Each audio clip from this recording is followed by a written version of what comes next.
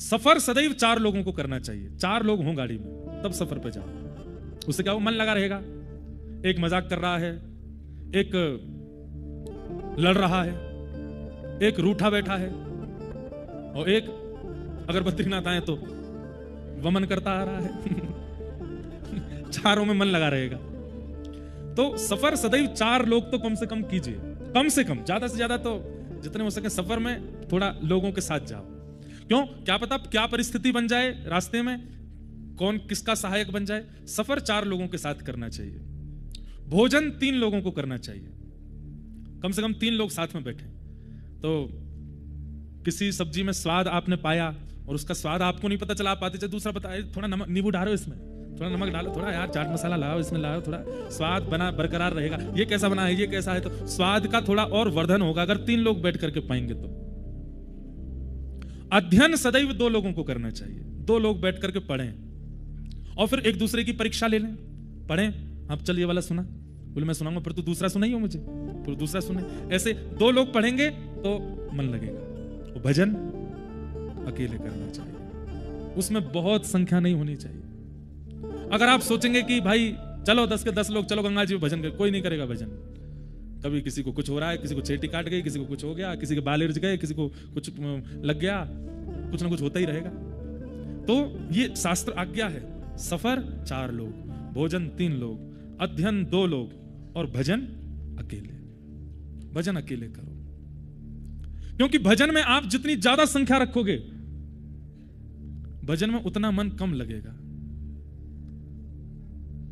हमारे पाठक जी इतनी सब संख्या में सबको लेके आते हैं काशी से कथा सुनने के लिए, पर कहीं ना कहीं इनका आधा समय तो चिंता में निकल जाता होगा। कोई कभी किसी को कुछ हो गया, कोई आके शिकायत कर रहा है, कंबल में ठंडी घुस रही है भीतर, हीटर लगवाओ, ये नहीं है वो नहीं है, ये हो रहा है, रसोईया भोजन नहीं बना रहे ढंग से, नमक ज्यादा डाल देते हैं, रोटी ऐसी बना रहे हैं। अरे भाई कथा सुनने आए यार, सुन लो।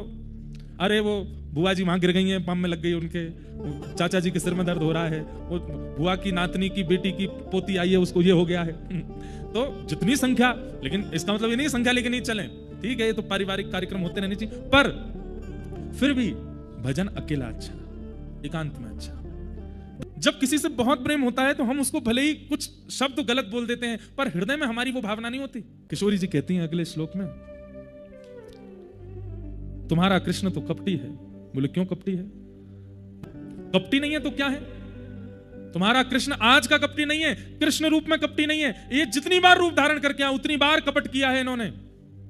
गोपियां कहती हैं, अरे श्यामाजू आप ऐसे क्यों कह रही हैं? किशोरी जी कहती हैं, अरे जब राम बन करके आए थे पूरे विश्व में तो प्रचार हो गया मर्यादा पुरुषोत्तम, मर्यादा पुरुषोत्तम, मर्यादा पुरुषोत्तम, लेकिन बेचारे उस बाली को छिप करके बाण मार दिया। अरे हिम्मत थी तो सामने जाते, क्यों नहीं गए? दूर से छिप करके उसको बाण मार दिया, उसकी मृत्यु कर दी। और ये कपटी नहीं है तो क्या है? बोले क्यों? विवाह रचाने के लिए आई थी शूर्पणखा। अरे कोई अगर विवाह का प्रस्ताव लेकर के आया है, आप मना कर सकते हैं, आप हाथ पैर जोड़ सकते हैं, उठ के वहां से जा सकते हैं। नाक कान कौन काटता है? उसके नाक काट दिए, कान काट दिए। विवाह का प्रस्ताव लेकर के गई शूर्पणखा की स्त्री अमकृतक विरूपाम, उसको विरूपी कर दिया। और वामन बन के गए तुम्हारे कन्हैया। क्या बन के गए? बोले वामन, ना 53 ना 54, वामन बन के गए। छोटे से, छोटे छोटे पैरों से चल करके गए। बोले कहां गए थे? सब गोपियां पूछ रही हैं। किशोरी जी कहती हैं, बोले एक राजा बलि था, उसके यज्ञ में गए और उसके यज्ञ में जाकर के बोले मुझे तो 3 पग जमीन चाहिए। त्रिलोकी का साम्राज्य जिसके पास, वो राजा बोला महाराज और मांग लीजिए, कम से कम 3-4 एकड़ तो मांग लीजिए, मैं तो 300 देना चाहता हूं, 300 एकड़ ले लीजिए। नहीं नहीं, 3 पग जमीन चाहिए। बोले भगवान आपको मांगने में लज्जा नहीं होगी, मुझे देने में बहुत होगी। और उसमें भी पता है तुम्हारे कपटी कृष्ण क्या बोले? बोले क्या बोले? अपने पैरों से नापूंगा 3 पग। छोटे से बन के गए थे, बोले अपने पैर से नापूंगा। किशोरी जी सुना रही हैं, सब गोपियां सुन रही हैं। एक गोपी बोली फिर क्या हुआ? बोले फिर क्या? हट में आ गए, बोले अपने पैरों से नाप के लूंगो। माखन चोर कन्हैया जितने बड़े ना, इतने बड़े थे वामन, वो गए, बोले अपने पैरों से। तो गोपियां बोले उनके पैर तो नेक नेक से। बोले आगे सुनो तो किया क्या? बोले क्या किया? बोले जैसे ही बलि ने संकल्प के लिए जल हाथ में लिया तो उनके गुरुजी ने फिर भी रक्षा की। शुक्राचार्य जी आकर के जल की तंतु में बैठ गए कि कहीं संकल्प ही ना हो, क्योंकि शुक्राचार्य जी को तो पता था कि ये साक्षात भगवान है, ये कुछ छल करेंगे। बोले फिर क्या किया? बोले कुशा निकाल करके तंतु में डाला, शुक्राचार्य जी की एक आंख पधार गई। जल ले लिया हाथ में और संकल्प लेते ही 3 पग जमीन का संकल्प लेते ही विराट हो गए। 2 पग से तीनों लोक नाप लिए। तीसरा पग देने के लिए बलि के पास कुछ नहीं बचा। वासुकी नाग को आज्ञा कर दी, जाओ बलि को बंदी बना दो। इसने 3 पग जमीन देने के लिए वरदान दिया था, मैंने 2 पग से तीनों लोक नाप लिए, तीसरा पग कहां रखूं? अरे बहनों, ये कन्हैया का आज का स्वभाव नहीं है, ये तो पहले से ही ऐसे हैं। दूर खड़े उद्धव कह नहीं पा रहे हैं और मन में विचार कर रहे हैं कि मैं जिनको गोबर थापने वाली, मैं जिनको दूध काढ़ने वाली और सामान्य सी गोपियां समझ रहा था, ये तो भगवान के जन्म जन्मांतरों की लीला जानती हैं, इनको तो सब पता है। अब मैं इनसे क्या कहूं? अंत में सब सखियां बोली, हे किशोरी जी, आप इतनी उग्रता में बोल रही हैं, इतना आप बोल रही हैं, कहीं इस भौरे ने जाकर के कन्हैया को सुना दिया तो? और कहीं इस भौरे ने जाकर के कन्हैया को सुना दिया और कन्हैया ने सुना कि हम सब गोपियां और श्री राधा रानी उनके विषय में ये सब चर्चा कर रही थी, उससे उनका हृदय व्यथित हो गया तो? तुरंत किशोरी जी व्याकुल हो गई और व्याकुल होकर के अपने कहे हर शब्द का निदान बताने लगी। अरे उन्होंने बलि को छुपके ऐसे थोड़ी मारा, उसके पीछे कारण है। बोले क्या? बोले भाई, बलि के सामने जो आता था उसका सारा बल बलि के अंदर आ जाता था। कहीं राम रूप में ये बलि के सामने चले जाते तो इनका सारा बल बलि में जाता तो बलि की मृत्यु तो वैसे ही हो जानी थी। और अंत में जो चर्चा प्रभु श्री राम को करनी थी बलि के साथ, वो चर्चा ना हो पाती, इसलिए छुप करके मारा ताकि इसके प्राण निकले तो थोड़ी चर्चा हो। नहीं तो सामने पहुंच जाते तो ठाकुर जी का तेज कोई अपने अंदर धारण कर सकता है? बलि की मृत्यु हो जाती, इसलिए छुप करके मारा। अरे वो सुरपणखा के नाक कान ऐसी थोड़ी काट दिए थे, उसके पीछे कारण था। बोले क्यों? अरे उसने पराम्बा जगदम्बा श्री सीता जी को निशाना बना लिया था। वो कह रही थी अगर मुझसे ब्याह करो। अच्छा ब्याह नहीं करोगे, इसके कारण मुझसे ब्याह नहीं कर रहे हो, मैं इसका वध कर दूंगी। जैसे ही वध के लिए गई सीता जी की ओर चरण बढ़ाए, ये तो हमारे पुरुषोत्तम प्रभु श्री राम की करुणामयी कृपा है। उन्होंने तुरंत जैसे ही लक्ष्मण जी के पास जा रही है, इनके पास आ रही, तब तक कुछ नहीं कहा, लेकिन अपनी प्रियसी के पास जाते हुए संकट को देखा तो उसके नाक कान काट दिए। ये तो प्रियजनों की रक्षा करते हैं। अरे बलि के यहां 3 पग जमीन अपने चरणों से मांगने के लिए हट इसलिए कर रहे थे क्योंकि ये जानते थे कि मैं 2 पग से तीनों लोक नाप लूंगा, तीसरा पग धरने के लिए मुझे स्थान नहीं मिलेगा, तो बलि कहेगा कि तीसरा पग मेरे सिर पर रख दो। ये चाहते थे कि दुनिया के सिर पर तो मैंने हाथ रखे हैं, पर बलि से मैं इतना प्रेम करता हूं, इसके सिर पर तो अपने चरण रखूं, इसलिए चरण से 3 पग मांग रहे थे। अपनी कही हुई प्रत्येक बातों को किशोरी जी ने ऐसे कह दिया कि कहीं ये भौरा जाकर के कृष्ण से कहे तो उनको कष्ट ना हो जाए। हे भौरे, तुम कृष्ण को कष्ट मत देना। हमने पूर्व में जो भी कहा वो तो एक प्रेमी का स्वभाव है ना, वो क्रोध कर सकता है अपने प्रेमी पर, लेकिन वास्तव में कन्हैया से हम बहुत स्नेह करते हैं। अरे उन्हें जिद मत करना कि वो वृंदावन आए, वो मथुरा में प्रसन्न है तो हम यहां सुनकर के प्रसन्न है कि वो वहां प्रसन्न है। बस वो सदा प्रसन्न रहे चाहे जहां रहे, हमारी इच्छा तो बस ये है। उद्धव जी महाराज व्याकुल हो गए, ये कैसा प्रेम का दर्शन मैं कर रहा हूं। एक क्षण में कोपित हो रही हैं, दूसरे क्षण में कहीं ये बात उन्हें पता ना चल जाए, तुरंत इतनी व्याकुल हो जाती हैं, इतनी अधीर हो जाती हैं। उद्धव जी महाराज शाम तक की कहकर के गए थे भगवान से। 6 महीने बीत गए वृंदावन में, 6 महीने तक लौट करके नहीं गए। और 6 महीने बाद जब स्थिति ऐसी हो गई कि मैं किशोरी जी के चरणों में लेट करके प्रणाम कर लूं, वंदन कर लूं। बंधुओं, यहां जो किशोरी जी ने उद्धव जी को शिक्षा प्रदान की है ना प्रेम की, इस पर कभी बहुत वृहद चर्चा करने का मन है। अध्ययन भी होगा, गुरुदेव आज्ञा करेंगे। अद्भुत प्रसंग है। 6 महीने उद्धव जी ने किया क्या वृंदावन में? किशोरी जी की सन्निधि में बैठ करके केवल प्रेम कहते किसको है, उस प्रेम का आस्वादन किया। प्रेम की परिभाषा क्या है, प्रेम का स्वरूप क्या है, वो सुना है किशोरी जी से, और कभी अवसर होगा उस पर चर्चा करेंगे। 6 महीने बाद उद्धव जी लौट करके गए। तो ये पूरा प्रसंग हमने इसलिए सुनाया कि यहां दत्तात्रेय भगवान ने अपना अगला गुरु भौरे को बताया। भौरे का एक गुण होता है, बहुत ध्यान से सुनिएगा। किशोरी जी ने भ्रमर को कृष्ण क्यों कहा, इसके पीछे दत्तात्रेय भगवान जो गुरु मानते हैं जिस लक्षण से, वो लक्षण घटित होता है। भौरे का एक लक्षण है कि वो लकड़ी में भी छेद कर सकता है। भौरे के पास इतनी नुकीला मुख है कि वो लकड़ी में भी छेद कर सकता है। पर भौरा जब कमल में जाकर के बैठता है और रात्रि होते ही जैसे ही कमल अपनी पंखुड़ियों को बंद कर देता है, अपने नुकीले मुख से भौरा उस कमल में छेद नहीं करता। क्यों? क्योंकि वो कमल से प्रेम करता है। उसे पता है कि सुबह तक मैं अगर इसमें बंद रहूंगा तो मेरे प्राण चले जाएंगे, लेकिन उसकी प्रीति है, उसमें छेद नहीं करता। ये कमल कौन है? साक्षात किशोरी जी का स्वरूप है। और श्री कृष्ण कौन है? वो साक्षात भौरे हैं।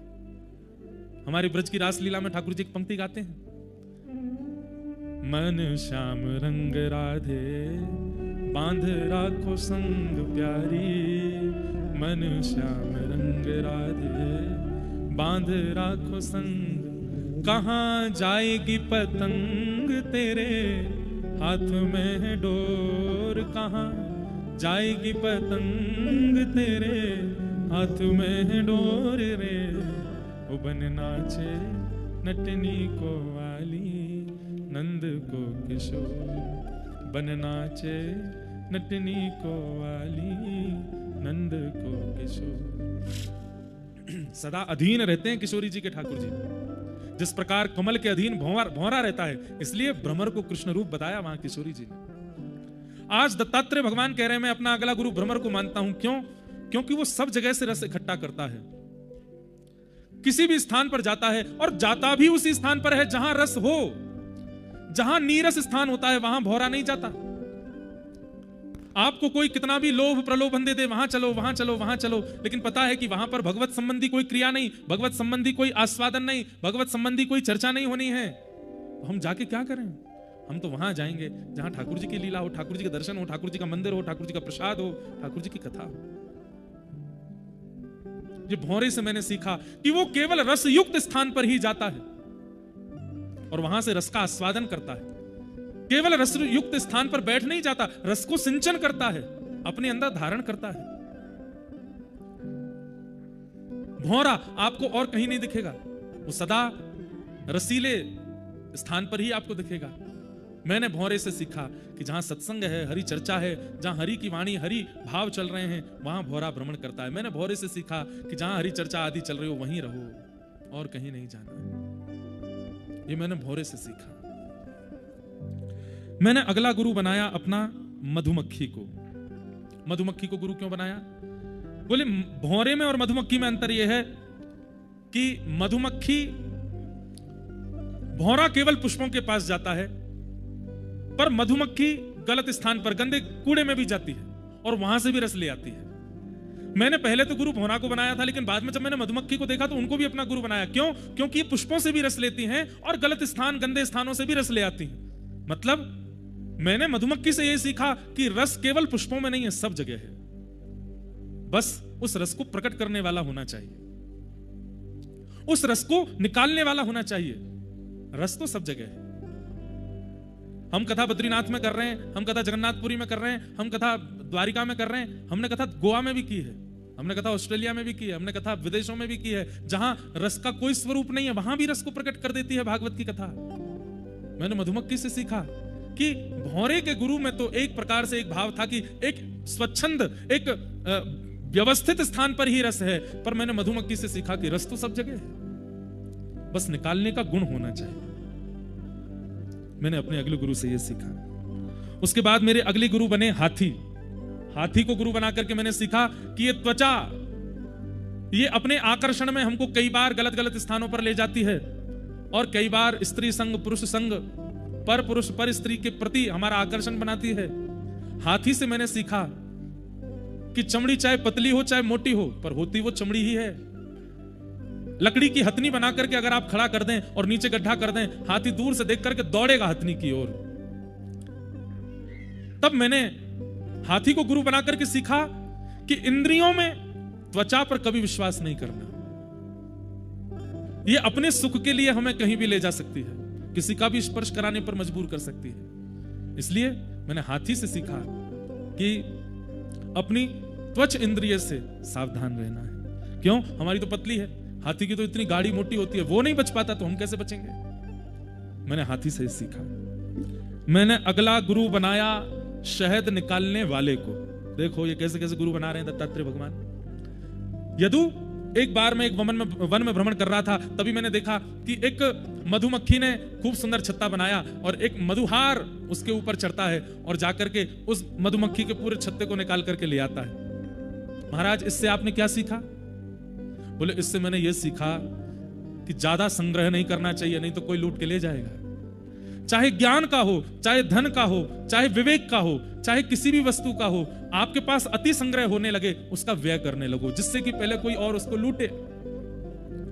मधुमक्खी इतना प्रयत्न करती है, सब जगह से रस इकट्ठा करती है, उसका यह गुण है कि वो सब जगह से रस ले लेती है, पर उसका यह अवगुण है कि वो उसको एक जगह इकट्ठा करती रहती है, किसी को देती नहीं है। एक समय आता है जब बहुत संग्रह हो जाता है किसी के पास, ये निश्चित है कि एक दिन वो संग्रह घटेगा, कोई उसे ले जाएगा। इसलिए मैंने मधु निकालने वाले से सीखा कि ज्यादा संग्रह करोगे तो एक दिन ऐसे ये हमारा भी कुछ ले जाएगा। इसलिए बांटते चलो, देते चलो, प्रदान करते चलो, अपने पास सब कुछ रखने की आवश्यकता नहीं। ये मैंने इनसे सीखा।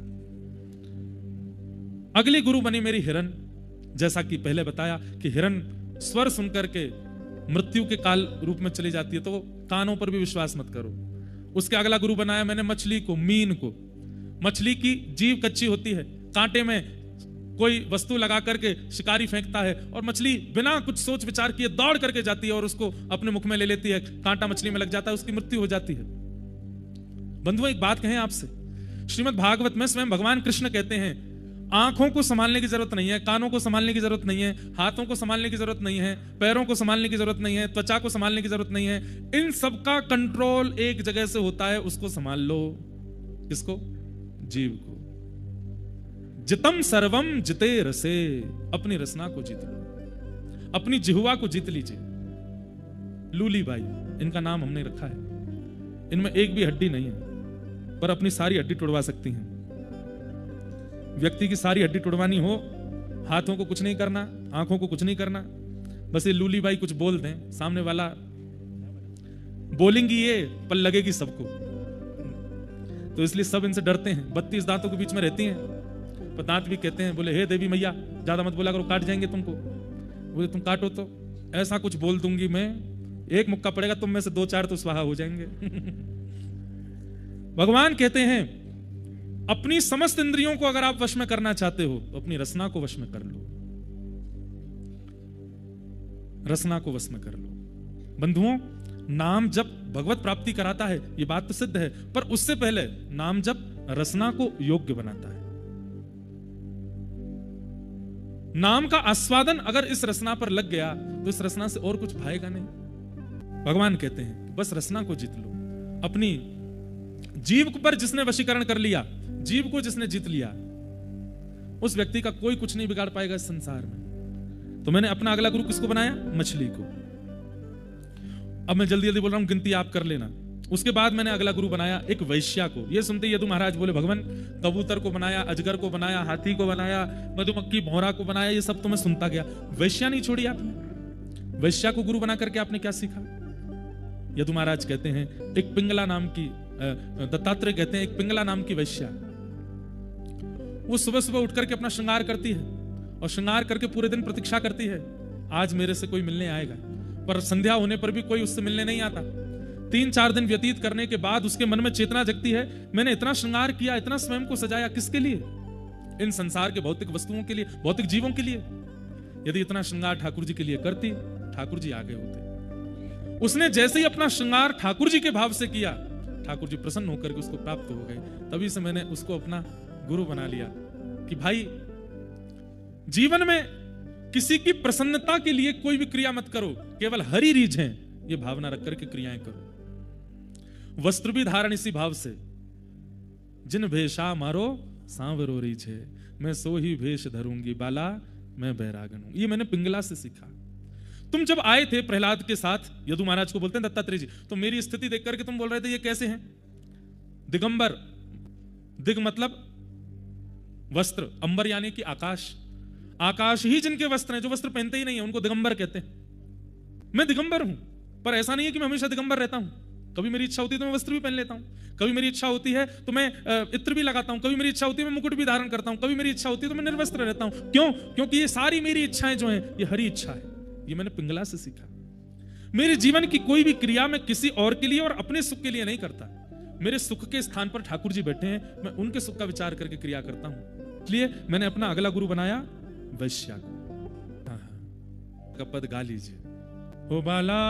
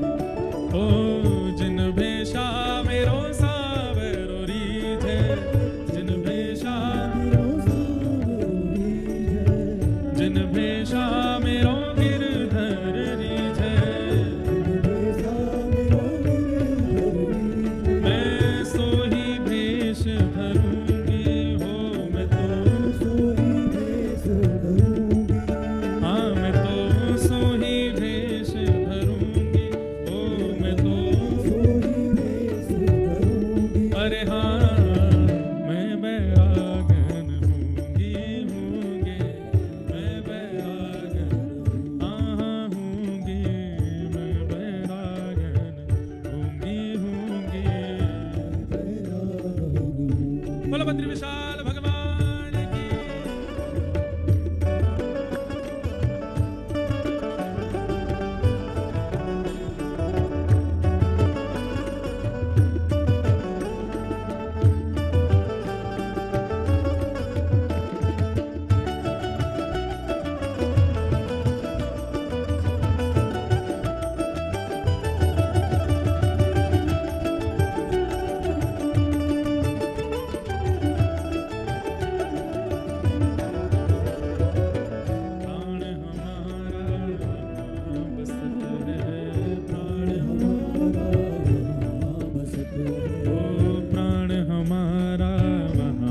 बसत है प्राण हमारा बसत है। यहाँ तो खाली को, यहाँ तो खाली मात पिता परिवार सोई है, मात पिता परिवार सोई, ओ मात पिता परिवार सोई है, मात पिता कहिए तिनका तोड़ बला, हाँ बला कहिए तिनका तोड़ बला। अरे हाँ मैं बैरागन होंगे होंगे, मैं बैरागन होंगे, मैं बैरागन होंगे होंगे। ओ बाला मैं बैरागन होंगी होंगी, मैं बैरागन होंगी होंगी, मैं बैरागन हाँ होंगे, मैं बैरागन होंगी होंगी,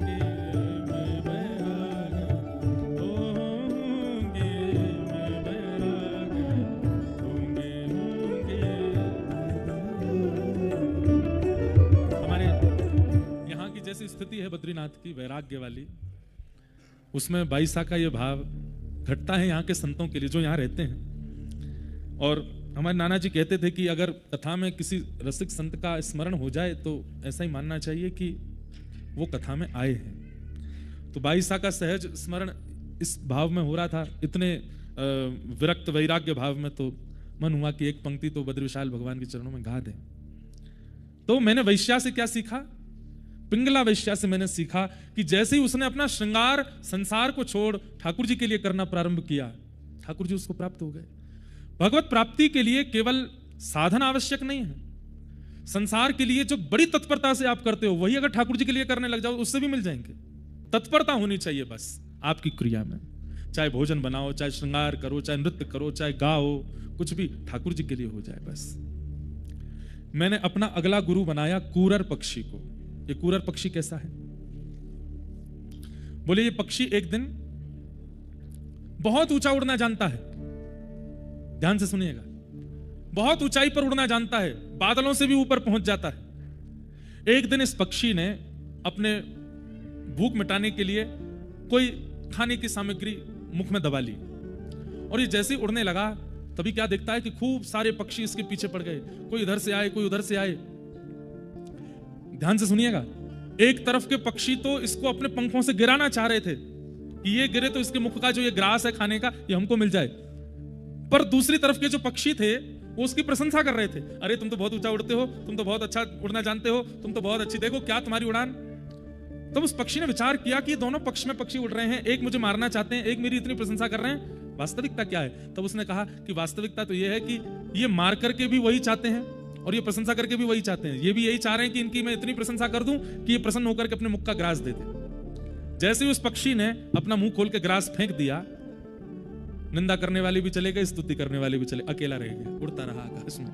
तो उस दिन दत्तात्रेय कहते हैं मैंने गुरु बना करके सीखा, बहुत ध्यान से सुनिएगा, आपके जिस गुण के कारण भीड़ आपके पीछे लगी पड़ी है, एक दिन उस गुण का त्याग करके देखो, कोई आपको पूछेगा तक नहीं। ये कहीं ना कहीं हम वक्ताओं को भी समझने वाली बात है। चैतन्य महाप्रभु, श्रीमन चैतन्य महाप्रभु के केश इतने सुंदर थे कि जब उनका संन्यास नहीं हुआ था, उससे पूर्व जब महाप्रभु जी को कोई देख लेता था ना, तो उनके रूप पर ही आसक्त हो जाता था। महाप्रभु जी हरिनाम का प्रचार तो करवा ही रहे थे, लोगों से जाकर के हरि बोल बुलवाते थे, लेकिन 4 लोग तो उनकी बातें सुन के हरि बोल बोलते थे, और बाकी के 5 लोग इसलिए हरि बोल बोलते थे कि इनको देखने को मिलेगा। बहुत सुंदर है। एक दिन महाप्रभु जी बैठे बैठे विचार करते हैं, इतनी भीड़ लग गई, चारों तरफ लोग बैठे, पेड़ों पर चढ़े हैं, नदी के पास बैठे हैं, जंगलों में घुसे हुए हैं, और सब महाप्रभु जी को देख रहे हैं अपलक नेत्रों से। महाप्रभु जी ने जिस दिन संन्यास ग्रहण किया, कहते हैं कि जब मुंडन संस्कार के समय पर जिस नाई को बुलाया गया, वो बोला इससे अच्छा तो मेरी हत्या कर दो, मैं इन केशों को अपने हाथों से नहीं काट सकता। इतने सुंदर थे। लेकिन जैसे ही महाप्रभु जी ने अपने केश दान किए और वस्त्र आदियों का त्याग करके जैसे ही उन्होंने विरक्त वेश धारण किया, जितने भी रूप आसक्त लोग थे, जो 1000 की भीड़ थी, वो भीड़ 700 की हो गई। 200 लोग तो उनमें से छट गए, चले गए। क्यों? वो तो वही देखने के लिए ही रह रहे थे साथ में। दत्तात्रेय प्रभु कहते हैं, उस पक्षी ने देखा कि निंदा करने वाले, स्तुति करने वाले अगर पीछे लगे हैं, तो इसका मतलब क्या है? कोई ऐसी वस्तु आपके पास है या कोई गुण ऐसा आपके पास है जिसके कारण ये कर रहे हैं। उस गुण का त्याग कर दो। ना निंदा करने वाले रहेंगे, पर याद रखना स्तुति करने वाले भी नहीं रहेंगे, फिर अकेले चलोगे अपने मार्ग पर। इसलिए मैंने एक साधक बनकर के देखा कि मेरे जिस गुण पर कोई रीझ जाता है, मैं पूछता रहता हूं। दत्तात्रेय भगवान बोले, तुम मेरे साथ क्यों हो? और अगर वो उत्तर में कहता है कि आपकी ये बात हमको अच्छी लगती है, या आपका ये करनी हमको अच्छी लगती है, या ऐसा आप कहते हो ये अच्छा लगता है, मैं तुरंत उस चीज को करना बंद कर देता हूं। क्यों? मैं साधक इसलिए थोड़ी बना कि ये सब मेरे पीछे चलें। मैं साधक इसलिए बना, मैं भक्त इसलिए बना, ताकि मेरी भक्ति से अगर ये उत्सुक हो भी रहे हैं, तो ये भी भक्ति ठाकुर जी की करें, संबंध मुझसे ना जोड़ के उनसे ही जोड़ें। मैंने कुरर पक्षी को अपना गुरु बना करके सीखा। बंधुओं, निंदा और स्तुति, इसमें जिसकी आसक्ति हो जाती है, जिसका मन लग जाता है ना, वो व्यक्ति फिर महानेता बन जाता है। फिर वो जिसको निंदा स्तुति बहुत ज्यादा, निंदा कौन कर रहा है, मेरे बारे में क्या बात हुई, तुम वहां गए थे, क्या बोला मेरे लिए, अच्छा उसे कुछ तो कहो। ऐसा हो ही नहीं सकता उसने मेरे लिए कुछ ना कहा, कुछ तो कहो, बताओ बताओ बताओ, सुनने लग जाए। निंदा और स्तुति को सुनने में जिसकी बड़ी रुचि होती है, ऐसा व्यक्ति नेता बनने लायक होता है। ऐसा व्यक्ति साधक नहीं बन सकता। मैंने अपना अगला गुरु बनाया किसको? छोटे बालक को, छोटे से बालक को। यदु महाराज बोले, आपने बालक को भी गुरु बनाया? बोले हाँ। बोले उससे अच्छा तो मुझे गुरु ही नहीं मिला। बोले मेरे सारे अच्छे गुरु हैं, पर बालक सबसे अच्छा गुरु है। आपने बालक को गुरु क्यों बनाया? बोले जितनी कम आयु उतनी कम इच्छा। बालक जितना छोटा होता है उतनी कम इच्छाएं होती हैं उसकी, और बालक जितना बड़ा होता चला जाता है उतनी ही ज्यादा इच्छा होती चली जाती है उसकी। 1 महीना के बालक की क्या इच्छा है बताओ? 2 के अलावा तीसरी इच्छा नहीं बता सकते आप। 1 महीने की बालक की 2 ही इच्छाएं, पहला दूध, दूसरा सुला दो, तीसरी उसको खिलाओ, उसको डुलाओ। कुछ मन नहीं होता उसका, उसकी 2 ही इच्छाएं, बस दूध पिलाओ, सुलाओ, और कुछ नहीं। जैसे ही वो बालक 6-7 महीने का होता है तो एक आध इच्छा बढ़ जाती है, अब उसको खिलाओ भी। 1 साल का हो जाता है, अब उसकी और इच्छा बढ़ जाती है, थोड़ा डुलाओ भी। अब थोड़ी और इच्छा बढ़ जाती है, थोड़ा खिलाओ भी, थोड़ी और इच्छा बढ़ जाती है। जैसे जैसे बालक बड़ा होता जाता है उसकी इच्छाएं बढ़ी, जितनी बड़ी आयु उतनी बड़ी इच्छा। मैंने छोटे बालक से सीखा कि वो कितनी भी घनिष्ठ पीड़ा में क्यों ना चला जाए, उसको प्रसन्न करने के लिए सस्ती से सस्ती वस्तु उसको प्रसन्न कर सकती है। ध्यान दीजिएगा बातों पर। यदु महाराज बोले, बड़े बनने में लाभ नहीं, बालक बनो। क्यों?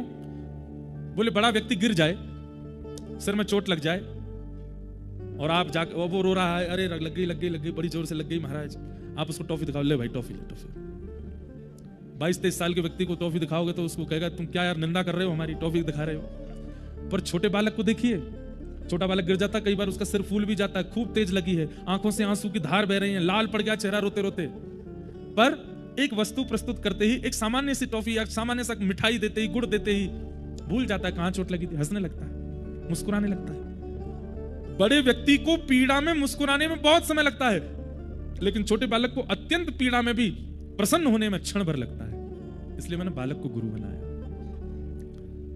बालक को गुरु बना करके मैंने सीखा कि बालक का स्वभाव बहुत निश्चल होता है। हमारे पूज्य गुरुदेव भगवान एक कथा सुनाते हैं कि एक बार एक व्यक्ति था, लकड़ी बेचता था, 1 रुपए कमाता था, और उस 1 रुपए का आटा दाल चावल ले आता था, उस समय पे मिल जाता था। इतना ही मिलता था जितना वो, उसकी पत्नी और उसका छोटा बालक पाले। ध्यान से सुनिएगा। एक बार क्या हुआ, अब रोज लकड़ी बेचता, 1 रुपया कमाता और उससे सामग्री खरीद करके बनाता। एक दिन उस व्यक्ति के 5 मित्र घर आ गए। मित्र घर आए तो कुछ तो देना चाहिए। पहले तो खुश हुए, बाद में दुखी हो गया पूरा परिवार। पत्नी से जाकर के कहने लगा, देवी मेरे बचपन के सखा आए हैं। पत्नी बोली, अब क्या करें? बोले, इनको कुछ तो खिलाना पिलाना पड़ेगा, व्यवस्था करो। तो पत्नी बोली, घर में तो कुछ भी नहीं है, आप रोज 1 रुपया कमा के लाते हैं, उससे जो दाल आटा चावल लाते हैं उतना ही हम खाते हैं तीनों, वो पूरा हो जाता है, फिर अगले दिन प्रतीक्षा करते हैं आप लकड़ी बेकोगे तब फिर आएगा। बोले, देवी ऐसे अच्छा तो नहीं लगता ना, मेरे मित्र बचपन के बहुत समय बाद आए हैं, कुछ तो करना चाहिए। बोले, काम कीजिए आप, आज जिन सेठ जी के आप लकड़ी बेचते हो 1 रुपया आज उनसे उधार मांग लो, 5 रुपए उधार लेकर के बाजार से सामान ले आओ और ला करके घर में हम बना के इनको पवा देंगे। छोटा बालक वहीं खड़ा खड़ा सुन रहा था। पति ने कहा, देवी और 5 रुपए का उधार मुझे कोई कैसे देगा, और फिर मैं चुकाऊंगा कैसे? कोई 5 दिन के लिए 5 रुपए का उधार, उस समय बहुत होते थे 5 रुपए, कैसे होगा? तो पत्नी ने धीमे से कहा, सुनो, तुम्हारे 5 सखा आए हैं, भाई इतनी तो हम इन लोगों में भी हृदय होगा कि जब चाय नाश्ता करके जाएंगे तो छोटे बालक को 1-1 रुपया भी देके जाएंगे तो 5 रुपए आ गए ना, और ज्यादा ही हृदय बड़ा होगा तो 5-5 रुपए के देके जाएंगे और अच्छा हो जाएगा।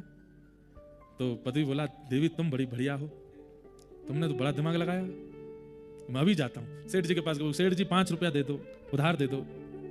बोले, मैं लौटा दूंगा आपको, आप कल ही लौटा दूंगा, आज रात तक ही लौटा दूंगा, दे दो। 5 रुपए दे दिए। सामग्री खरीद करके घर लाया, सुंदर सामग्री, सब चाय नाश्ता सब बना करके मेहमानों को, अपने मित्रों को पवाया। मित्रों ने चाय नाश्ता किया। चाय नाश्ता करने के बाद मित्र उठे, चले गए, और ये लोग देखते रह गए। 1 रुपया भी बालक को नहीं दिया। मित्रों के जाते ही पति कहने लगा, देवी तुमने तो दिमाग लगाया लेकिन हुआ कुछ भी नहीं जैसा हमने सोचा, अब क्या करें? बोले, अब क्या सेठ जी से जाके थोड़ी क्षमा याचना कर लेना, 5 दिन लकड़ियां, अब सोचिए घर में भोजन नहीं आएगा 5 दिन तक, 5 दिन जितनी लकड़ियों का जो भी आवेगा वो सब सेठ जी को दे देना, हम लोग 5 दिन का व्रत कर लेंगे और क्या है। इतने में ही वो मेहमान लौट करके आ गए। अरे अरे अरे भैया भूल हो गए, क्या हो गया? क्या? अरे आपके लाला के लिए ना तो मिठाई लाए ना कुछ लेके आए, इसको कुछ दे तो जाएं। पति पत्नी एक दूसरे को देख के प्रसन्न हो गए, बोले काम चल गया। बच्चा इधर आओ। बच्चा गया, अब वो उसको देवें। बच्चा कहे, नहीं नहीं मुझे नहीं चाहिए, अंकल जी मुझे नहीं चाहिए आप ले जाओ, मुझे नहीं चाहिए। वो तो बालक स्वभाव। माँ के, बेटा ऐसे नहीं करते बोल रहे हैं ले लो। नहीं नहीं माँ मुझे नहीं चाहिए। माँ जाके इसको समझाओ, इसको बताओ जाके पिताजी के, बेटा राज दुलारे दे रहे ना अंकल जी, ले लो। नहीं नहीं पिताजी मुझे नहीं चाहिए। नहीं अंकल आप रखो, मुझे नहीं चाहिए, मैं नहीं लूंगा। नहीं नहीं, ये तो जेब बंद कर ली उसने अपनी, भागा वहां से। अब वो पीछे माँ कहे, तू जानता नहीं, ले ले उनसे। क्यों नहीं ले रहा? माँ कैसे ले लूं? क्यों? आप और पिताजी बात कर रहे थे 5 रुपए देके जाएंगे, अंकल 2 ही रुपए दे रहे हैं, कैसे ले लूं मैं? ये बात सुन करके माँ ने उसको हृदय से लगाया, अरे भैया कितना सीधा है। दत्तात्रेय भगवान कहते हैं, मैंने बालक को अपना गुरु बनाया। क्यों? बोले, बालक इतने सरल होते हैं, इतने सहज होते हैं, उन्हें कुछ पता ही नहीं संसार में, वो कुछ नहीं जानते। घर में मृत्यु हो जाती है बड़े बुजुर्गों की, कभी छोटे सब रो रहे होते हैं, सबको देख के बालक कहते हैं, सब रो क्यों रहे हैं? तो उनको समझा देते हैं, दादाजी को ताता हो गई ना, लग गई है। बालक जाके दादाजी ताता हो गई, बाई ले लेंगे ठीक हो जाएंगे। कितना सरल होता है। हम लोग इतने सरल नहीं, इतने सहज नहीं। आप आज का संसार इसको गलत समझता है। आज का संसार सोचता है जितने स्मार्ट रहोगे, जितने चतुर बनोगे, जितने चालाक रहोगे, जितनी नॉलेज आपको, जितना संसार के बारे में पता है आपको, उतने बढ़िया आप। पर नहीं, जितने सरल आप हो, जितने सहज आप हो, जितने सीधापन आपके अंदर है, जितनी बालक जैसी स्वभाव आपके अंदर है, ठाकुर जी उतना प्रेम। मैं एक बात कहता हूं, जितने चतुर बनोगे संसार उतना आपसे प्रेम करेगा, और जितने सरल बनोगे ठाकुर जी उतना आपसे प्रेम करेंगे। ठाकुर जी को उतने आप प्रिय हो। कई माता पिता कहते हैं, और आप सबके भी मन में आ रहा होगा, बोले महाराज जी अगर चतुर नहीं बनेंगे तो इस चतुर संसार में रहेंगे कैसे? हमें सब कुछ नहीं पता होगा, सबके बारे में नहीं पता होगा, इस संसार में रहेंगे कैसे? एक हमारे बड़े प्यारे पंडित जी, उनसे हमने पूछा, बताओ गंगा जी कहां से निकली? तो बोले गंगा सागर। मैंने, गंगा जी गंगा सागर से निकली हैं? तो मैंने फिर जाके मिलती कहां है? तो बोले गंगोत्री। मैंने ऐसे सीधे ही बने रहो बस। मंदिर के बाहर जय विजय खड़े हैं, हमने पूछा, मैंने ये कौन है? बोले लक्ष्मण और भरत हैं। मैंने कहा ऐसे सीधे बने रहो, पर ब्रह्म बने रहो। सीधी बात। अब क्या करें? अब तो हमको सब पता चल गया, अब हम क्या करें? अब तो हमें सब पता है, दुकानदार से पैसा कम कैसे करवाना है, अब तो हमें पता है कि यहाँ पे मुनाफा कैसे करना है, यहाँ चतुराई कैसे करनी है, यहाँ चालाकी कैसे करनी है, यहाँ छल कैसे, अब तो हम सब जानते हैं। अब क्या करें? जानते हुए भी अनजाने बनो। अब जानते हुए भी थोड़े अनजान रहो। कोई बात आपको बताई जाए या आपके सामने हो जाए, आपको ऐसा, अच्छा ऐसा भी होता है संसार में, ऐसा भी होता है।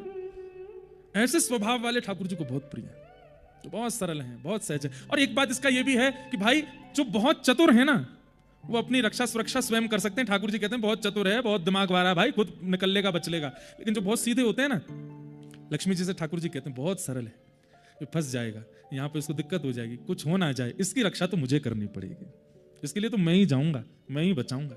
दत्तात्रेय कहते हैं मैंने अपना गुरु बनाया बालक को, और बालक से मैंने सीखा जितनी छोटी अवस्था उतनी सहजता, उतनी सरलता, उतनी निर्मलता। शुद्धोषि मुक्तोषि निरंजनोषि संसार मायाम परिवर्जितोषि। बालक कैसा होता है? वो सीधा नहीं है, वो निर्मल है, पानी की तरह। उसमें कोई मल नहीं है, उसमें कोई छल नहीं है, उसमें कोई दिखावा नहीं है, अत्यंत सहज है, सरल है। और ये ठाकुर जी को बहुत प्रिय है, इसलिए दत्तात्रेय कहते हैं मैंने बालक को गुरु बनाया, बालक को गुरु। एक भजन में बचपन में गाया करता था, कथा में, बचपन में क्या 10 साल ही तो हुए हमको कथा करते, पहले गाता था, नन्हा सा फूल हूं मैं, चरणों की धूल हूं मैं, नन्हा सा फूल हूं मैं, चरणों की धूल हूं मैं, आया हूं मैं तो तेरे द्वार, हरि जी मेरी पूजा करो स्वीकार, हरि जी मेरी पूजा करो स्वीकार। गाइए हम भी यही भाव कहें, नन्हा सा फूल हूं मैं, चरणों की धूल हूं मैं, नन्हा सा फूल हूं मैं, चरणों की धूल हूं मैं, आया हूं मैं तो तेरे द्वार, हरि जी मेरी पूजा करो स्वीकार, हरि जी मेरी पूजा करो स्वीकार, ओ प्रभु जी मेरी पूजा करो स्वीकार, नन्हा सा फूल हूं मैं, चरणों की धूल हूं मैं, नन्हा सा फूल हूं मैं, चरणों की धूल, ओ आया हूं मैं तो तेरे द्वार, हरि जी मेरी पूजा करो स्वीकार, पूजा करो स्वीकार। ओ सुन लो हमारी अर्जी, मुझको कुछ ज्ञान दो,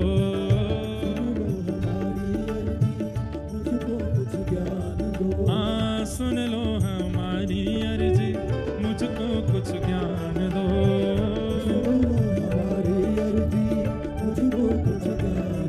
ओ जीवन को जीना सीखूं ऐसा वरदान दो,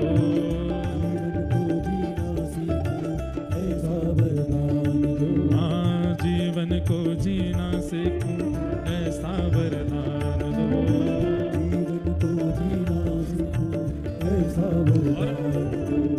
सूरज से शान पाऊं, चंदा सा मान पाऊं, सूरज से शान पाऊं, चंदा सा, ओ इतना सा दे दो वरदान, प्रभु जी मेरी पूजा करो स्वीकार, पूजा करो स्वीकार, हाँ प्रभु जी मेरी पूजा करो स्वीकार,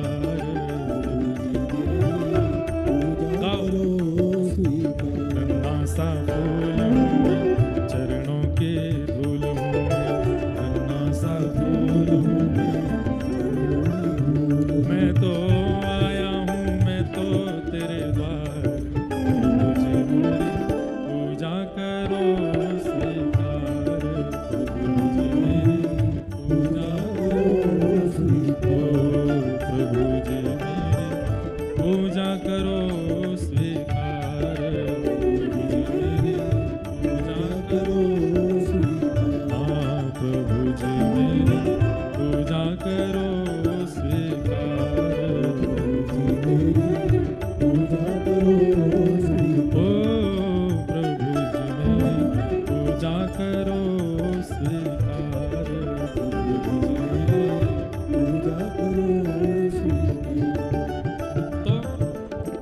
दत्तात्रेय जी ने अपना अगला गुरु बालक को, ठाकुर जी के आगे बड़े बन के मत जाओ। और ठाकुर जी के आगे ही क्यों हम सब आडंबर करें? संसार में भी छोटे ही रहो, संसार में भी बालवती ही रहो, संसार में भी भोंदू बन के रहो। कैसे? भोंदू, भोंदू की कथा सुनी ना सबने, वो वैसे ही रहो, बस भोंदू जैसे बन जाओ। महाराज हमारे गोपीनाथ जी सप्तनिधियों में तीसरे ठाकुर, वो भी इसलिए प्रकट हो गए क्योंकि श्री हमारे मधु पंडित जी भी बाल स्वभाव के हैं। कथा में व्यास जी ने कह दिया कि वृंदावन में श्री धीर समीरे यमुना तीरे बसती बने वनमाली, धीर समीर यमुना तट पर वनमाली श्री कृष्ण बसते हैं, आज भी रहते हैं। ये सुनते ही आज भी श्री कृष्ण हैं, चले गए। उसी समय वृंदावन चले गए और वृंदावन जाकर के सबसे पूछने कृष्ण कहाँ रहते हैं, कन्हैया कहाँ रहते हैं, श्याम सुंदर कहाँ रहते हैं। कोई उनको मंदिर में जाकर खड़ा कर दे, कोई कहीं खड़ा कर दे, बोले ये तो ठीक है तो है, पर सचल रूप में कहाँ रहते हैं। और कोई कहे अरे बाबड़ा होगो बाबा, कौन ने कह दी तो थे। एक व्यास जी आए थे हमारे यहाँ, वो कह रहे थे सचल रूप में कृष्ण रहते हैं, चलते फिरते हैं, बोलते हैं, बंसी बजाते हैं, अपनी गोपियों के संग रास विहार करते हैं। वो व्यास जी झूठ तो नहीं बोल सकते, इतनी ऊंची व्यासपीठ पर बैठते हैं, सब उनको प्रणाम करते हैं, सब उनको माला पहनाते हैं, वो झूठ कैसे बोल सकते हैं? ठाकुर जी रहते हैं, आप मुझे बता नहीं रहे हो। और बस इसी व्याकुलता में ढूंढते ढूंढते एक दिन यमुना के तट पर टीला पर बैठे थे और ठाकुर जी से बोले व्यास जी झूठ नहीं बोल रहे हैं, ये तो आप और आपके ब्रजवासी मिलवाना नहीं चाहते मुझसे आपको, इसलिए आप मिल नहीं रहे हो। यमुना जी में बाढ़ आ रखी थी, टीला धीरे धीरे बहने लगा जिस पर वो बैठे थे। जैसे ही आप टीले के साथ बहने लगे, इतने में ही मधुर आवाज आई, अरे मधु पंडित, अरे मधु पंडित ने इतकू देख, मैं यहीं तो थाड़ू। और इतने में ही आहा, गोपी ग्वाल सब ही और धारे प्यारों गोपीनाथ, गोपी ग्वाल सब ही और धारे प्यारों गोपीनाथ। मधु पंडित जिन कंठ लगायो, मधुसूदन जिन कंठ लगायो, और है रही जय जयकार। वृंदावन प्यारो वृंदावन, श्री वृंदावन प्यारो, हे श्री वृंदावन मेरो वृंदावन, श्री वृंदावन प्यारो। भोलापन, मधु पंडित में भी वही भोला स्वभाव आ गया। और अब इसको भोलापन कहेंगे या विश्वास कहेंगे? बता तो हम भी बहुत बात रहे हैं यहाँ पे, लेकिन हमारी बात को आप केवल सुन करके कथा वार्ता समझ करके चले जाओगे। पर किसी के चित्त में आ गया नहीं ये बोल रहे हैं तो ऐसा है, और इस भावना से वो ढूंढने लगे। अब मेरे बताने के बाद ढूंढने से नहीं मिलेंगे, ये तो अपने आप ही अंदर प्रकट हो जाती बात कि नहीं इन्होंने कह दिया तो मतलब सत्य है, पत्थर की लकीर है। तो महाराज वो अगर बात सत्य नहीं भी होगी तो आपके विश्वास और आपके स्वभाव और आपके भोंदूपने के कारण वो सत्य हो जाएगी। बालक, मैंने अपना गुरु बालक को बनाया। बालक के बाद मैंने किसको गुरु बनाया? बोले कुआरी कन्या, विवाहिता नहीं, कुआरी। बोले कुआरी कन्या, तब यहां पर फिर कथा सुनाई यदु महाराज को। बोले एक बार मैं जा रहा था, तभी मैंने देखा कि एक घर में एक कन्या को देखने वाले, एक कन्या को देखने के लिए अनेक लोग आए हुए हैं, मतलब संबंध करने वाले आए। बोले अच्छा, फिर? बोले तभी क्या हुआ कि सब संबंध करने वाले आए हुए थे घर में मेहमान, तो दादी ने कहा कि भोजन बनाना है, जल्दी चलो प्रसादी की व्यवस्था करो। तो देखा कि घर में चावल नहीं थे, तो धान जो होता है ना, धान को धनकुटा में वो कन्या ले गई। दत्तात्रेय भगवान देख रहे हैं, और धनकुटा में धान डाल करके हाथ में वो धनकुटा लेकर के अपने हाथ से उसको चलाने लगी। तभी उसके मन में आया मैंने हाथ में इतनी चूड़ियां पहन रखी हैं, इतनी जोर की आवाज हो रही है, मेरे घर पर लोग आए हैं, वो जब आवाज सुनेंगे तो कहेंगे कि अरे ये कैसा परिवार, इनके यहाँ तो चावल भी नहीं है, धान कूटना पड़ रहा है इनको। तो उसने क्या किया, धीरे धीरे करके अपनी चूड़ियां उतारनी शुरू की। तो मानो जैसे 10 चूड़ियां पहन रखी थी, 2 चूड़ियां उतार दी, फिर भी करे तो आवाज बंद नहीं हुई। फिर उसने 5 चूड़ियां और उतार दी, फिर भी आवाज बंद नहीं हुई। फिर उसने 3 चूड़ी और उतार दी, फिर भी आवाज बंद नहीं हुई। अंत में मैंने उसकी ओर देखा और उसके मुख पे बड़ी चिंता थी यदु। पता है किस लिए? कि कहीं मेरे पिता को गरीब ना समझें, कहीं मेरा संबंध तोड़ के ना चले जाएं। क्योंकि धनकुटा, किसी के घर में धनकुटा चलना मतलब ये होता था कि भाई इनके यहाँ बताओ बाहर से खरीदने को चावल नहीं है, घर में धनकुटा से कूटना पड़ रहा है। पिता की चिंता के कारण उसने अपनी सारी चूड़ियां उतार दी। अंत में एक चूड़ी रह गई, और एक चूड़ी से जब वो धनकुटा चलाने लगी आवाज नहीं हुई। मैंने उसको अपना गुरु बना लिया। बोले आपने क्या सीखा वहां पे? बोले मैंने ये सीखा जितनी भीड़ में रहोगे उतना हल्ला रहेगा, अकेले रहो एकांत में रहो। अकेली चूड़ी शोर नहीं करती।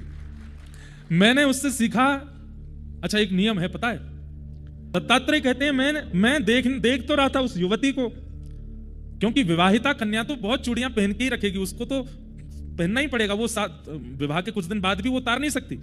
अगर विवाहिता होती तो धनकुटा कूट रही आवाज हो रही तो उतार नहीं सकती, उसको करना ही पड़ेगा। लेकिन अब विवाहिता कन्या इसलिए मैंने गुरु बनाई कि उसके पास में ऑप्शन है चूड़ियां उतारने का। एक एक करके उसने उतार के एक पहन करके मुझे ज्ञान दे दिया कि जितने ज्यादा रहोगे उतना हल्ला मचेगा, अकेले रहो। अपने जीवन पथ में बंधुओं बहुत संबंध हैं हमारे साथ, पर फिर भी कल्याण हमारा होना है। आपत्ति काल विमान में होने पर पहले अपना मास्क पहने फिर दूसरों को पहना।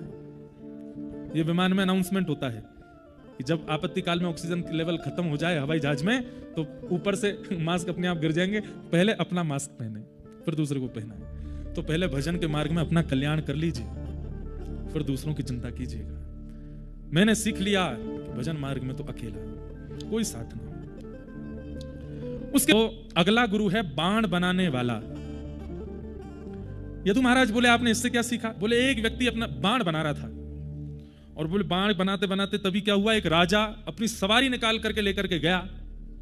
तो थोड़ी देर बाद जब सवारी निकल गई तो कोई व्यक्ति दौड़ता दौड़ता आया और आकर के वहां पूछ रहा था सबसे। उसने बाण बनाने वाले से पूछा, भैया भैया वो सवारी निकली थी राजा की, कहां से, यहां से निकली थी, कहां गई? तो बाण बनाने वाला बोला कौन सी सवारी? बोले अरे इतने ढोल नगाड़े ताशे बड़े बड़े बाजे बजाते हुए सवारी लेकर के अभी राजा निकला यहां से, तुमने नहीं देखा? नहीं मैंने तो नहीं देखा। तुम कहां ध्यान था? बोले मैं तो बाण बना रहा था। बोले उससे मैंने तत्परता सीखी। लोग बाग कहते हैं हमें शांति चाहिए, हमें मेडिटेशन चाहिए, हमें एकांत चाहिए, हमें शोरगुल नहीं चाहिए, हमें ये नहीं चाहिए। भाई मैंने इस बाण बनाने वाले से सीखा, अगर तुम्हारी किसी कार्य में लगन है तो बाह्य दुनिया में चाहे आपके आसपास ढोल नगाड़े भी बज जाएं, आपका मन विचलित नहीं हो सकता। ये मैंने उससे सीखा। बहाने बनाते हैं लोग, क्यों बिगड़ गए? बोले संगत अच्छी नहीं थी हमारी। हॉस्टल गए थे तब तो बढ़िया थे, लौट करके आए तो ये क्या व्यसन पाल लाए हो? यूनिवर्सिटी गए थे तब तो कुछ खाते पीते नहीं थे, ये 4 साल का कोर्स करने के बाद पीना कहां से सीख गए? महाराज जी आपको क्या पता, संगति ऐसी होती है। बाण बनाने वाले से मैंने सीखा कि अगर मेरी इच्छा और लगन एक तरफ है, मेरे मन का झुकाव दूसरी तरफ नहीं है, तो चाहे दुनिया की कैसी भी ताकत मेरे आसपास आ जाए, कितना भी अपना प्रभाव डालने का प्रयास करे, मेरे चित्त को वो हिला नहीं पाएंगे। ये मैंने बाण बनाने वाले से सीखा। अगर कोई स्थिति आपके चित्त का परिवर्तन कर रही है, इसका मतलब आपका चित्त एक जगह स्थिर था ही नहीं, इसलिए उसमें इतने व्यसन लग गए, इसलिए उसमें इतने विकार आ गए। मैंने बाण बनाने वाले को गुरु बनाया। तत्पश्चात मैंने सर्प को गुरु बनाया। बोले सर्प से आपने क्या सीखा? बोले सर्प सबसे ठंडा होता है, सबसे ठंडा जीव है, लेकिन उसको भी जब उष्णता लगती है तो वो चंदन के वृक्ष से जाकर के लिपट जाता है। इसलिए चंदन के वृक्षों के पास में सर्पों की संख्या होने की आशंका होती है, जबकि सर्प पृथ्वी का सबसे ठंडा जीव होता है, पर वो भी चंदन के समीप जाता है। इसका मतलब क्या है? भले ही हम कितने भी योग्य हों, कितने भी गुणवान हो, फिर भी गुरुजनों के नीचे ही रहना चाहिए, उनके सानिध्य में, उनके संरक्षण में ही जाना चाहिए। भले ही हम कितने भी ज्ञानी हो गए हों, पर अपने ज्ञान के बढ़ने के पास गुरु के पास जाना छोड़ देते हैं लोग। हम अपने गुरुदेव से आज भी बात करते हैं, जो हमें शिक्षा पढ़ाते हैं। आज भी चाहे 10 मिनट मिले हमको, 10 मिनट मिलेंगे, एक बार को माँ से बात नहीं हो पाती, पिताजी से नहीं हो पाती, लेकिन अपने शिक्षा गुरुदेव को चाहे वो उठाए ना फोन, फिर भी करते हैं। गुरुदेव आज कुछ बताइए, अच्छा सुविचार बताइए, कुछ ना कुछ रोज बताते हैं, कुछ अच्छा बताते हैं। संत जनों के पास जाओ, आप कितने बड़े कथा वक्ता हो, लेकिन संत जनों के पास जाओ और जाकर के बस ऐसे दीन बन करके, महाराज जी कुछ बताइए ना, कुछ अच्छा सा बताइए, यहाँ के बारे में बताइए, इस विषय के बारे में बताइए, ये क्यों होता है ऐसा बताओ। वो कहे नहीं पता नहीं पता, 5-6 पूछते रहो, ये भी नहीं पता तो ये बता दो, तो आपको जो पता है वही बता दो, पर बताओ। सर्प से मैंने सीखा। अब देखो सर्प में दोष बहुत है, पर ये गुण देख लिया उन्होंने। बोले क्या? वो सबसे ठंडा है फिर भी चंदन के पास जाता है, इसका मतलब वो चंदन को अपने से श्रेष्ठ बता देता है, ये मुझसे श्रेष्ठ है। कितनी भी योग्यताएं जीवन में आ जाएं, पर अपनी योग्यताओं को सदैव न्यून करके किसी के संरक्षण में रहो, ये मैंने सर्प से सीखा। मैंने अगला गुरु बनाया मकड़ी को। मकड़ी को क्यों गुरु बनाया? बोले मकड़ी जाला बनाती है, वो जाला अपने भीतर से ही प्रकट करती है, अपने भीतर से ही पूरा जाला प्रकट कर देती है, और प्रकट करके एक समय आने पर खुद भी उसमें बंधन में आ जाती है, खुद भी बंध जाती है, खुद भी उसमें पकड़ी जाती है। मैंने मकड़ी को गुरु बना करके सीखा कि व्यक्ति अपने ही बनाए हुए परिवार, अपने ही बनाए हुए व्यवसाय, अपने ही बनाए हुए सारी क्रियाओं के अंतर्गत ही एक दिन अपने प्राण त्याग देता है। वो कहीं और किसी अन्य स्थिति परिस्थिति में प्राण नहीं त्यागता। वो अपनी ही योजना, अपनी मृत्यु की योजना व्यक्ति स्वयं बनाता है। हर व्यक्ति, चाहे उसकी मृत्यु कैसे भी होती हो, चाहे वो दुर्घटना में गया हो, चाहे वो किसी कारण से, कोई भी कारण। आप कहेंगे महाराज जी वो तो रोड हादसे में, तो भाई योजना तो उसी ने बनाई ना कि मुझे जाना है। व्यक्ति अपनी मृत्यु की योजना स्वयं बनाता है। अब ये तो चलिए बाहर की बात है, दुर्घटना आदि, पर विषय रूप चिंता में भी जो लोग त्याग देते हैं अपने प्राण, अधिकतर लोगों के प्राण चिंता में जाते हैं। वो चिंता का है कि परिवार की, व्यापार की, व्यवसाय की, अपने ही बनाए हुए जाले में, जिसको हमने बचपन से बनाया, जिसका निर्माण हमने ही किया, एक दिन उसी के बीच में ही हमारे प्राण चले जाते हैं। प्राण हरण करने वाला अपना कैसे हो सकता है? मैंने उस दिन मकड़ी से सीखा कि प्राण हरण करने वाला अपना नहीं हो सकता। इसका मतलब संसार में कोई अपना नहीं है।